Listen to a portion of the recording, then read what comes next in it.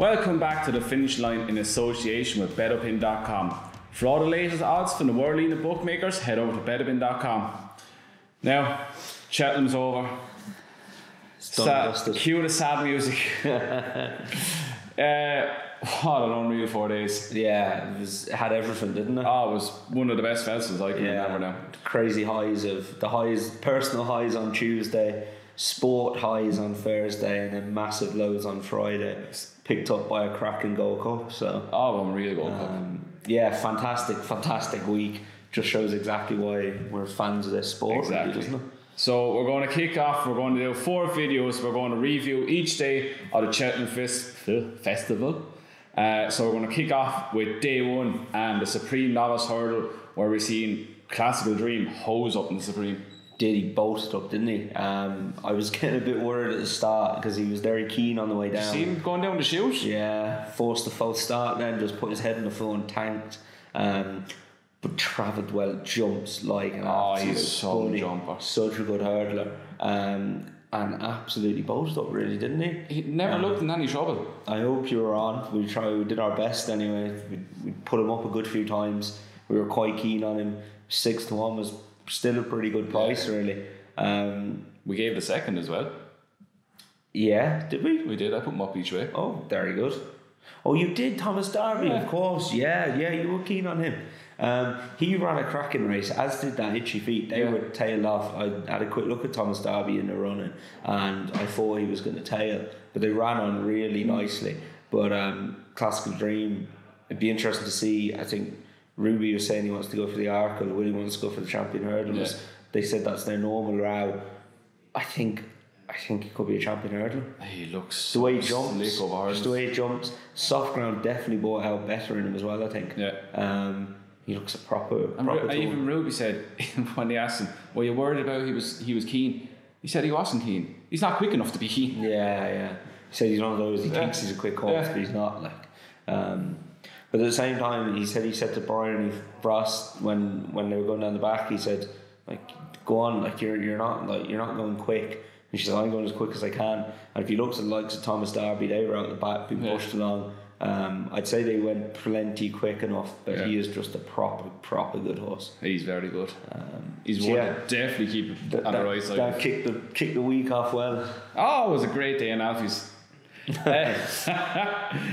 Next on to the Arkle, and Duke de Geneva demolished him at bad field. He did demolish them. The race kind of fell apart. Klashnikov unseated, Glenn Forsa, Laura just didn't look happy at all. Over after the first. Hardline it was just a bit disappointing, I think. Us and them has been solid all season. He was good, but Duke de Geneva was very good, to be fair to him, on soft ground. Visually very impressive. Be interesting to see what he goes on to an open company next year. And Ploma got around. Ploma got around, yeah. Got around out the back. Hey, Ben Hardline. He got around out the back, but he got around. Look, how strong of an Arkle that was, I don't know. But Articulum was good as well.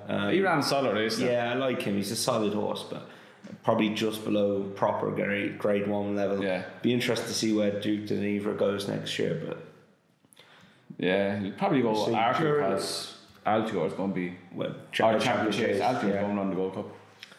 Oh God, we've had this row already. We'll get to it on the next video, but it'd be interesting to see how he gets on. Soft ground could be the key to him, though, I think. Champion Hurdle, Espoir Darlin. Sorry, not Lorena. Did Lorena get beat? Lorena got beat in the Champion Hurdle. Jesus, imagine that. Imagine a mare taking on Gelses for the first time got beaten in a look at that. Look at that. Applegate 6. There she was. Applegate biggest lady meeting. There she was. She only beat my Vadana Blue at 30 frees by not very far. Hey, I put Espoir Darlin up each way as well. So. You did. Get in. No, he was very good. As Mark Walsh said, he rode him for a place and he came there absolutely tanking, didn't he? Annihilated them. Apple's Jade now has come out, she was sick, fair enough. Bouvardere, shame to see him fall. hopefully he comes It's back. always going to happen at some stage. He's been getting lower. Isn't He's he? been making a couple of mistakes. Yeah, you weren't too surprised, but horrible to see. Mellon again ran a solid race. Fences next year. They led with him. They're going to probably, mind you, second the 2 champion hurdles, but they're going to have to do something. I think Silver Street being third sums up the form. Shite. You know, yeah. I mean, that's why if I had Classical Dream, I'd be aiming at that champion hurdles. Tell you, top of the hill, I was counting my money with Lorena.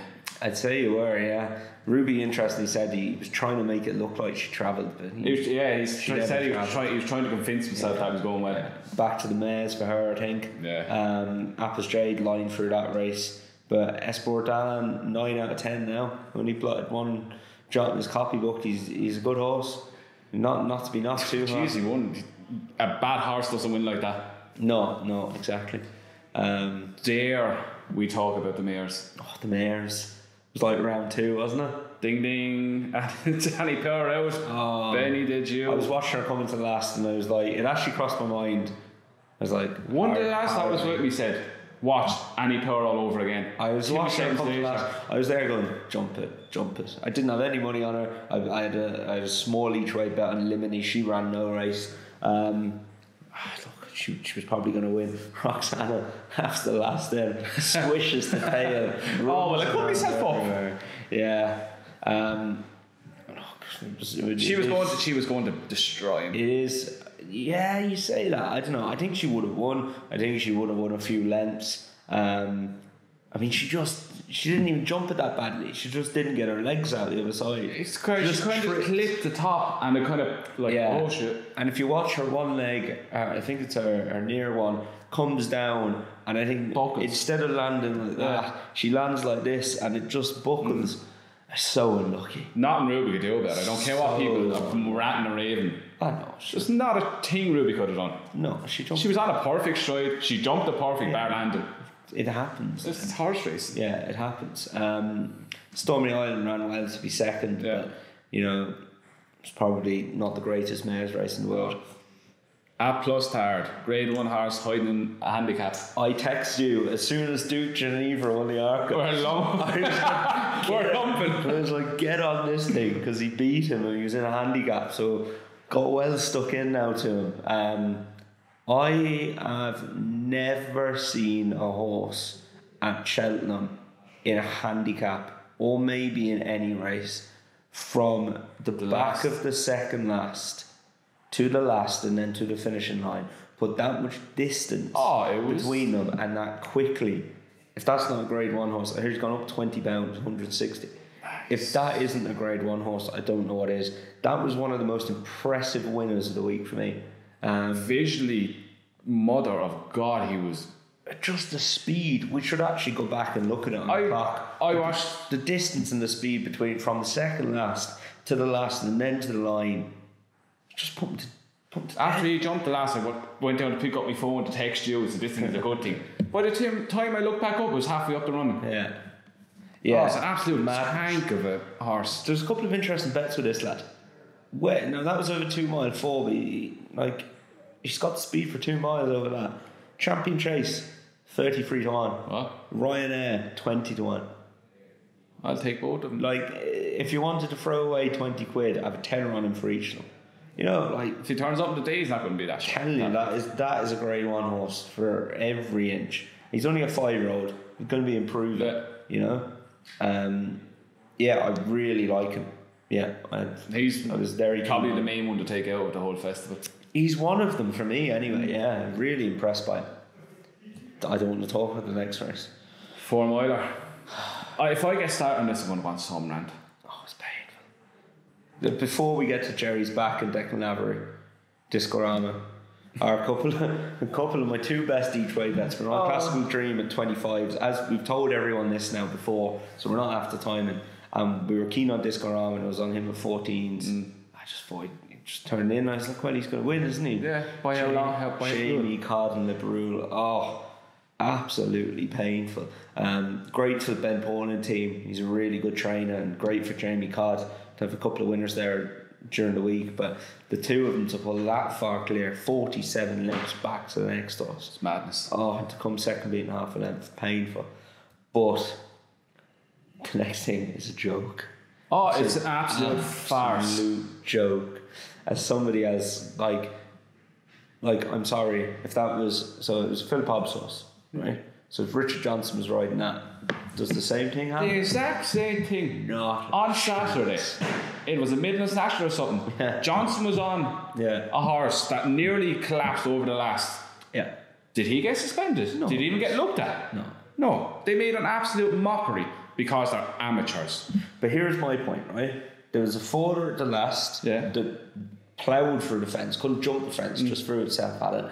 And there were 2 fallers at the second last. Like, so if Declan Lavery gets 10 days, what do they like? Do they get 20 days?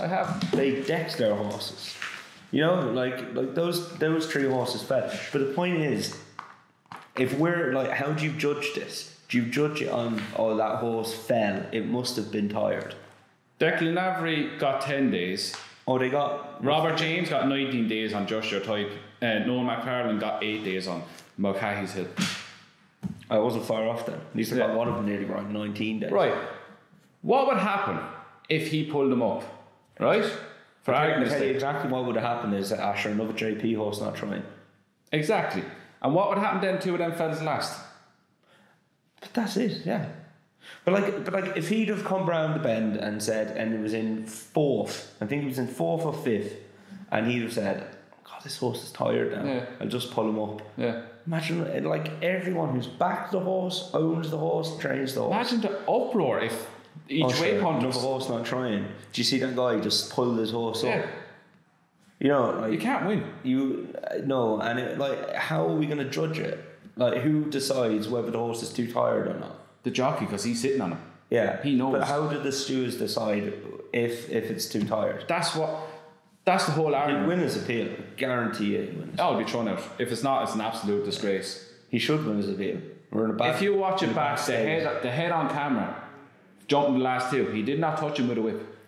He gave him a little flick down the neck. He wasn't, for a lack of better word, bashing the horse. And what was wrong with the horse? Nothing. He went home. Philip He was grand. said there was absolutely nothing wrong with it. Ate up. Exactly. Bucking and kicking the next day. Like, horses are going to get tired. It's a 4-mile race. It's like running a marathon. What you do? Stop people running marathons. Exactly. Because they're tired. People are collapsing over lines of marathons. I tell you one, if we get into this and they're on the visual aspect of it and blah blah and all this, right? I tell you, if it comes up soft for a Grand National, they've lowered the fences, which is good. We don't want to see horses falling, but if it comes up soft, it's 4-mile 4. Yeah, over bigger fences. Over bigger fences, and they always go off fast. They always will go off fast. So, you know, it's going to, like, you'll get 2 or 3 finishes. And then what are we going to do? Ban anyone else that finishes?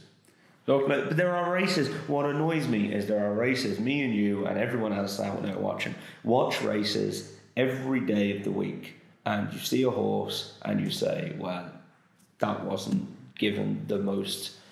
And like it wasn't pushed. I don't want to say the wrong words here, but it wasn't given the most forceful ride in the world. It was beaten. It wouldn't have won. Could it have finished 4 or 5 places better? Maybe. Yes, it could have. I mean, go watch a maiden hurdle. Go watch a 20 runner maiden hurdle. They're all 40 from out the back and 2 main exactly. Up front. Like you can't, like, it's just you can't have it one way or another way, you know. And there are horses every day of the week. If you sat down and went, okay, I mean, that's how I back horses. I look at them that maybe could have finished a few places clearer, or if something happens to them in the run and then the jockey looks after them, and there's nothing wrong with that, and you back them the next day then. But like, you know, it's where do you stop? That's the problem. As McCoy said, the fellas making these decisions are from Australia, a country that does not have jump racing. They have no background in national hunting racing in England or Ireland, and they're making decisions on back of what they think is right. When they're not considering what the jockeys are saying, what the trainers are saying. Mackay said, you walk around Cheltenham, ask every man, woman, child, trainer, horse, jockey, you will not find one person that agrees with that decision. Yeah. And I think then Ted Walsh topped it off. If you don't like it, piss off and watch Peppa Pig. But he's right. Like, he is. You know, but he's right. If you don't like it, sorry, fuck off and watch something else. But if the problem is, if we turn around like there's people out there who don't want horse racing to be a sport. Don't watch it. They want to ban us, right? So if we go, okay, we'll do this to keep them happy. You want to end up having flat racing everywhere. Because you won't even have flat racing. You won't have any racing because they don't want racing. I'm angry. So that's your problem. And if we go down that road of doing what they want, we won't stop until it's banned. Like, what you do? Throw every horse in training out the field and let them go nuts. I mean, this is an Irish podcast or videos, but I'm obviously English, and it will get to a stage where it'll never stop in Ireland. So it will stop in England if they get their way. And the way the rules are going, it's getting more stringent. Like that wouldn't have happened in Ireland. No, it wouldn't even looked at. Exactly.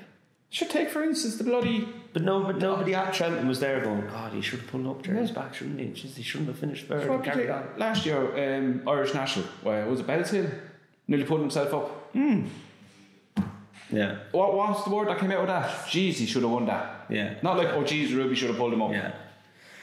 Yeah, anyway. Rant over. It's 5 minutes of rant, but anyway, there we go. Right. That's day one. That's day one done.